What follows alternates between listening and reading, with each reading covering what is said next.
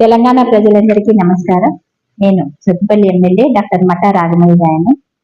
మన రాష్ట్ర ప్రభుత్వం ఎంతో ప్రతిష్టాత్మకంగా చేపట్టిన 75వ వన మహోత్సవ ప్రోగ్రాం సందర్భంగా మేము జూలై 3వ తారీఖున సత్తుపల్లిలో భారీగా వన మహోత్సవ కార్యక్రమం ర్యాలీ నిర్వహించి ఆ రోజు 20,000 మొక్కలు నాటడానికి ప్రోగ్రాం కండక్ట్ చేయడం జరుగుతుంది. ఈ ప్రోగ్రాం కి ముఖ్య అతిథులుగా మన గౌరవ మంత్రివర్యులు తుమ్మల నాగేశ్వరరావు గారు, పొంగులేటి శ్రీనివాస్ రెడ్డి గారు, అలాగే మరి కొండా సురేఖ గారు హాజరవుతున్నారు. ఇది మా పాప ఆశా పేరు మీద ఆశా స్వచ్ఛంద సేవా సంస్థ ద్వారా ఈ ప్రోగ్రాము అన్ని డిపార్ట్మెంట్ల సహకారంతో ఏర్పాటు చేయడం జరుగుతుంది.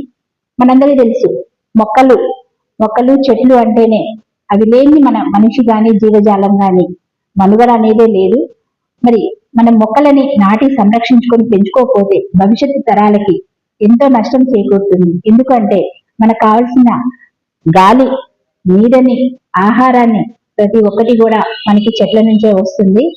మరి అలాంటిది మనం ఇప్పుడు మానవులు విచక్షణ రహితంగా చెట్లను కూల్చివేయడం జరుగుతుంది ప్రయోజనాల కోసం. మరి భవిష్యత్తులో మనకి సరైన ఇప్పటికే వర్షాలు లేక మనం ఎంతో కష్టాలు చూస్తూనే ఉన్నాము. ఎక్కడ వర్షాలు ఉండట్లేదు, పంటలు పండట్లేదు.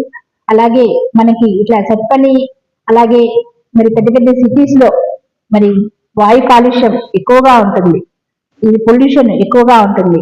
ఎందుకు అంటే ఈ చెట్లు లేనందువల్ల పర్యావరణానికి ఎంతో ముప్పు వాటిల్లుతుంది. కనుక ప్రతి ఒక్కరూ ఎంతో బాధ్యత తీసుకొని తమ వంతు బాధ్యతగా వారికి సంబంధించిన అతి ముఖ్యమైన సందర్భాల్లో అంటే సపోజ్ పుట్టినరోజు కానీ, పెళ్లి రోజు కానీ, అట్లా ఇంకేదైనా ఫంక్షన్స్ రోజు కానీ ప్రతి ఒక్కరూ కూడా ఒక మొక్క నాటి సంరక్షిస్తే మనం పర్యావరణానికి ఎంతో మేలు చేసిన వాళ్ళం అవుతాము. కనుక దయచేసి ప్రతి ఒక్కరు కూడా ఈ విషయాన్ని దృష్టిలో ఉంచుకున్నా. మరి పచ్చని చెట్లు ప్రగతికి మెట్లు అనే నానుడి మనందరికీ తెలిసిందే. అదేవిధంగా మేము నిర్వహించబోయే 3వ తారీఖున నిర్వహించబోయే ఈ ప్రోగ్రామ్ కి అందరూ అధిక సంఖ్యలో పాల్గొని ప్రోగ్రామ్ ని విజయవంతం చేయాలని కోరుకుంటున్నాము.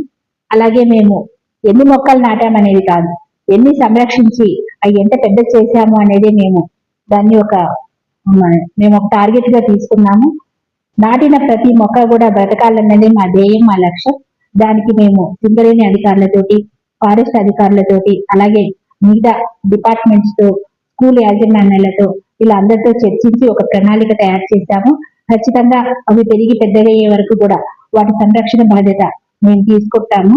మీరు కూడా ఈ ప్రోగ్రామ్ లో పాల్గొని సక్సెస్ చేయాలని అందరికీ కోరుకుంటూ థ్యాంక్ యూ వెరీ మచ్.